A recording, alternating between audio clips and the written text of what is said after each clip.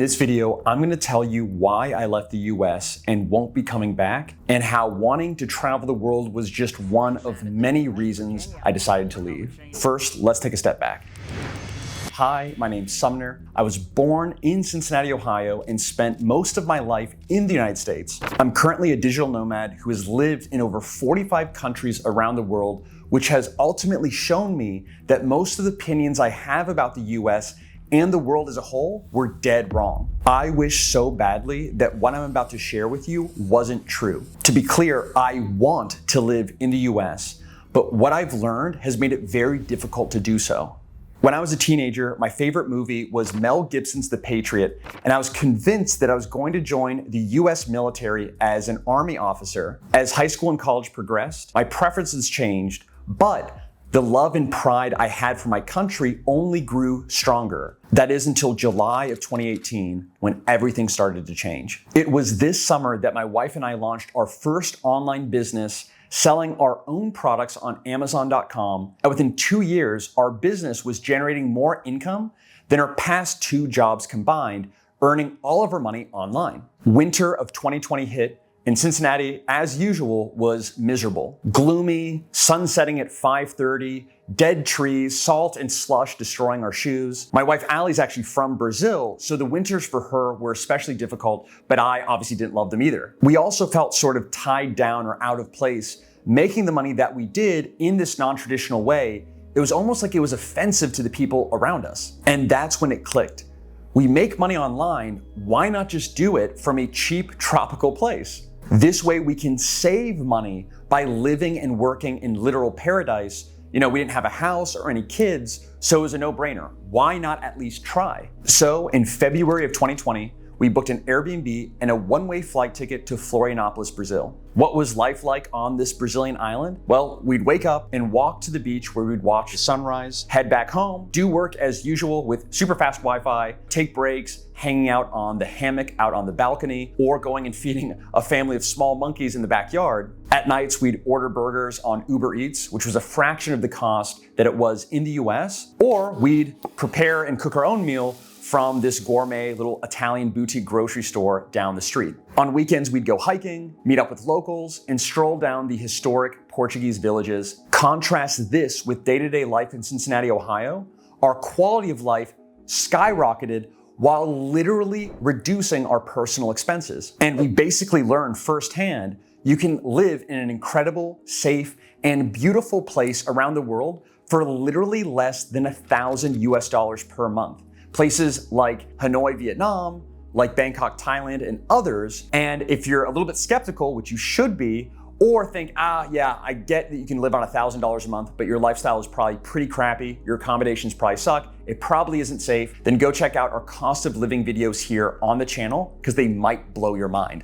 And after spending 9 months in Brazil, we wanted to find more incredible, beautiful, and cheap places around the world. So just using Airbnb to live and Google Flights for flight tickets, we ended up traveling and living in over 45 countries around the world. And aside from affordability, the biggest epiphany that we had was safety. I used to believe that the US was one of the safest countries in the world. But after living in multiple countries in nearly every continent, I realized that most countries are just as safe, if not even more safe than the United States. Now, to be clear, I don't view the United States as being a generally unsafe place. The point here is that myself and many Americans view the US as being much safer than it actually is, or viewing other countries as being more dangerous than they actually are. Now, there are other countries like North Korea, South Sudan, Iran, and others that are definitely more dangerous than the United States, especially if I feel like vocalizing my opinion. But when you compare the safest countries in the world with the US, it falls short. This isn't just comparing places like Japan, Denmark, and New Zealand,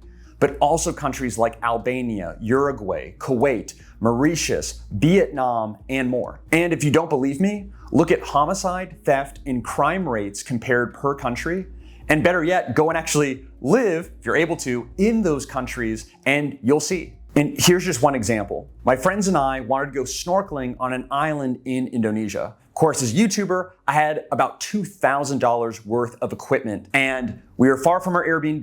We wanted to go out snorkeling, so I couldn't take my electronics with me. And there's a restaurant nearby, And my friend said, hey, just leave it with them. We can leave it, go out, snorkel for 1 or 2 hours, and then come back. And obviously, I was super nervous. I'm like, oh my gosh, like I would never even do this in the US and really anywhere, but I didn't really have any other option at the time, so I left it. We went out snorkeling, we saw blue starfish, a sea turtle, giant coral reefs. It was amazing, but the whole time I had this underlying anxiety.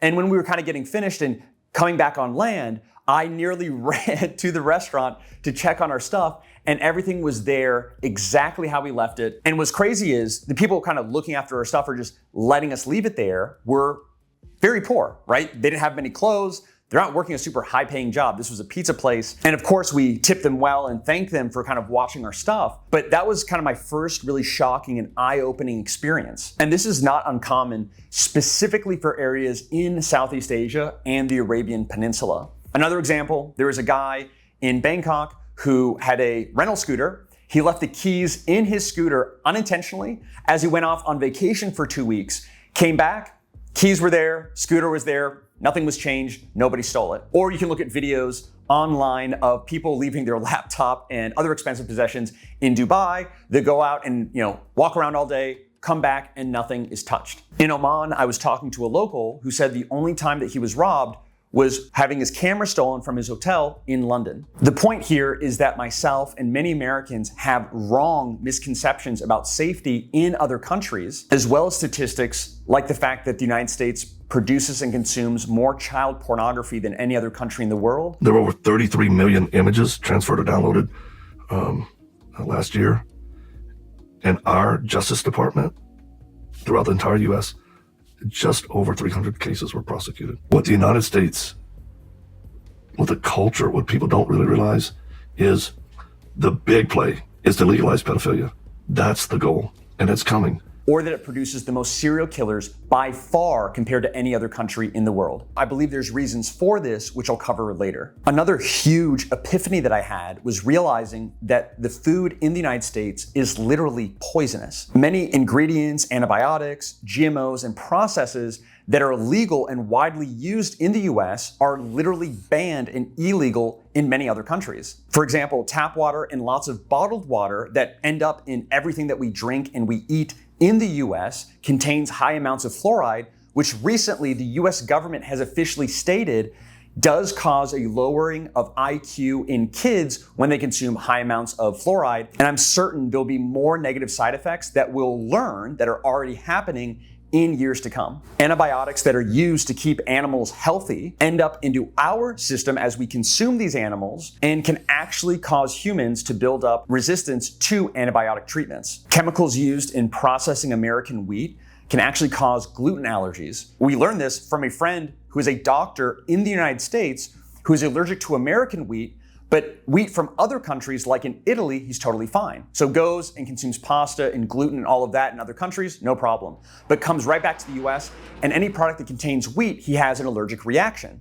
Why? It's because of the processing and the chemicals that are used, which is very efficient and maximizes profit, but ultimately hurts the end user. And again, this isn't done, in my opinion, intentionally. It's just a negative byproduct, not to mention red dyes, brominated vegetable oil, birth control, and these other substances. And we see the negative effects that this has in our data. For example, a dramatic reduction in male testosterone since the 1970s, increase in all kinds of allergies like peanut allergies and autoimmune disorders, the fact that 56% of American youth are overweight. And this, in my opinion, is not the fault of the American people, but rather a mix of a lack of education in our education systems, as well as giant corporations focusing, understandably, on maximizing profit and not really caring about the end result to us. And I physically realized this on the last trip that I took to the United States. Before the US, we were in Guatemala, eating like normal, eating at restaurants, ordering out, cooking, all of that, felt fine, felt great, really good food and quality products, by the way, in Guatemala. It was actually shocking. Anyway, go to the US to visit family, have a great time, and we're eating like normal, but then all of a sudden started noticing I got really sluggish, tired, brain fog, and even got sick while I was there, which of course is not uncommon. I've been sick in other countries, of course. Then from the United States, we go to Norway for our next trip. Eat like normal, right? At restaurants and cooking and all of that, and immediately start feeling better. And also notice the actual food itself felt more real, both in Guatemala and Norway. And it was that kind of cross-referencing that I realized. It's like when I go to the US, the food is almost fake. Eating out at restaurants and things like that, there's something about it. And I'm not the only one. Many people have referenced, they go on a trip to, let's say, Southern Europe, and they eat like normal, or they don't even work out as much or exercise. They actually get less steps in than some of these other fitness gurus do, and noted that they felt so much better. They come back to the US where they're optimizing their health with creatine and whey protein and macros and chicken and rice and all that stuff, and feeling like absolute crap. Basically, every time that I visit the US, it's like trying to stay clean in dirty water. Now, there's great produce and companies in the US, but it takes a lot of time, difficulty, and it's very expensive to truly stay healthy in the US compared to other countries. And again, it's not just the Scandinavian countries or Singapore and Japan, but also third world countries like South Africa, Peru, and others. So the US has an objectively sick population, which really breaks my freaking heart. And these people constantly need medical attention. The US has great doctors, high-tech equipment, and research, but the system's broken. So in the US, you have some kind of problem, you go to a doctor, and you have no idea up front how much this thing, this procedure, or this checkup is going to cost. Most doctors won't ask you about your nutrition and eating habits, about your exercise and sleep, and often just prescribe you with some medication that has its own set of negative side effects. For perspective, the US makes up 5% of the world's population, yet consumes over 70% of all the world's pharmaceutical drugs. Real world example, my wife and I are living on campus at the University of Cincinnati. We're hanging out and she breaks her foot. So I rush her to the university hospital because she has university medical insurance, which is very expensive to begin with. But anyway, we go in, wait the longest time to get seen by somebody, which is fine. We totally understand, doctors are busy, they've got things going on. And a doctor doesn't come, but a student doctor, right, in residency or whatever, comes to take a look for literally minutes. She gets an x-ray, put a boot on her foot and some pain meds. We're like, okay, I'm sure this is covered, whatever, leave.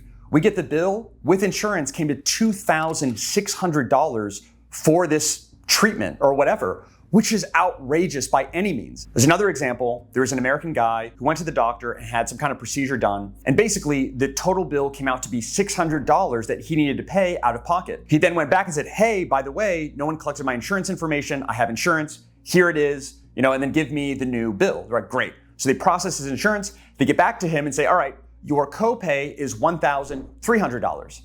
So we went from owing $600 without insurance to then owing $1,300 with insurance. The point here is that the US medical system is just messy. Why can't we walk into any doctor's office or hospital and there's literally just a menu of the most common procedures listed with a range, maybe like with insurance, without, or just a very general range of like it's gonna cost between X to Y. Why not? It can happen. And this is why we never get any medical thing done in the US unless of course it's an absolute emergency, and instead opt for countries like Guatemala, Brazil, Vietnam, and South Africa, where, we literally live it, go in, get the same, if not better quality, doctors spending more time with you, asking you more questions, and really giving you that one-on-one attention, using the highest tech equipment, even more so than sometimes we've went in the US, and the bill comes out to be cheaper. It's literally better quality healthcare across many, different aspects, and cheaper. For perspective, 100 million Americans owe a collective $220 billion in medical debt. There's literally a church in Cincinnati that part of their mission is to pay off people's medical debt because it's such a big burden. And also the United States is only one of 2 countries where pharmaceutical advertising is legal. And for me, living in a country where medical procedures are more transparent, significantly more affordable, very high quality, and where pharmaceutical companies are kept in more restraint, life is just a bit easier and less stressful. Now, switching topics a bit because I know this has been heavy, the United States is the most naturally beautiful country on earth. From vast deserts and canyons, crystal clear beaches, lush rainforest, mountains, and so much more. And aside from the American people who I love, the natural beauty is the thing I like most about the US. But when it comes to architecture and buildings, the US falls flat. Now, there are definitely beautiful cities within the US, from parts of San Francisco and Boston and Portland, Oregon, and all these different areas. But when you compare it to cities like Singapore, Antigua, Guatemala, Prague, and Lisbon, it's almost a joke comparing this overly commercialized copy and paste sort of architecture, again, that maximizes profit, with this rich and charming beauty. Now, everyone's different, and we all see the world in a different way. And I know most of my friends and family look at me like, what are you talking about? But ever since I was a kid, I didn't realize it until later, but always knew wherever I live, I want to be surrounded by beauty, not just natural beauty, but man-made beauty as well. So for me, this was actually a big reason, although definitely lesser on this list. And just like with natural beauty, there are many things I love about American culture. I love the American entrepreneurial spirit, that whatever you set out to, whatever your dream is, you can make that happen. I also love seeing Americans getting together, helping each other out, not thinking about themselves, especially in times of natural disasters and domestic terror. I love the ideal of freedom, to be able to say, criticize whatever you want, whenever you want. But there's a dark side to American culture that most Americans don't see because they have nothing to compare to. The US is the most individualistic culture in the world. It's all about you, your desires, and your comfort. And while these words sound great, there's a clear negative side to it. For example, Americans really hold their opinions high, higher than I think almost any other country, although many people, of course, hold their opinions high. But Americans almost view their opinions as an extension of themselves. So when you disagree with an American, they view this as a personal attack. This leads to a lot of gossiping, talking behind your back. And I say this as someone who is 100% guilty of it, and I hate it. Every time I go back to the US, I feel like I've been entered in this secret competition. Even at times with close friends and family, it's like they don't want to see me succeed in any areas that they don't feel that they're successful in, or secretly wishing that I would fail, almost like if you're really successful in something, then that's going to take away from my success. And it causes this weird rift in all relationships, communication. And I never, ever even thought that this was a thing. It doesn't even make sense when you kind of say it until you see other countries. Now, with this being said, no country and no person is perfect. You'll find flaws anywhere and everywhere because this world abounds in them. However, for me, it is much easier for me to be a good man and the man that I should be outside of the US than inside of the US. Just because you were born in a certain country does not mean that that country is the best place for you to live. The majority of my ancestors left the countries they were living in, emigrated to the United States in search of a better life, and I'm doing the exact same. I'm going after the American dream, just outside of the US. If you want to learn how to gain the freedom to work and live in the best countries around the world for you, then enroll in the No Limit Nomads course linked in the description section of this video, which walks you through the entire process. It shows you how to make even more money than you do now, completely online, what to do with all of your possession, if you have pets, if you have a house, all of that, how to choose the best, safest, and cheapest countries on earth, especially with getting started as a digital nomad, to truly experience this life change and live your best life. This course will literally change your life forever. So enroll now, and thank you for watching and your support.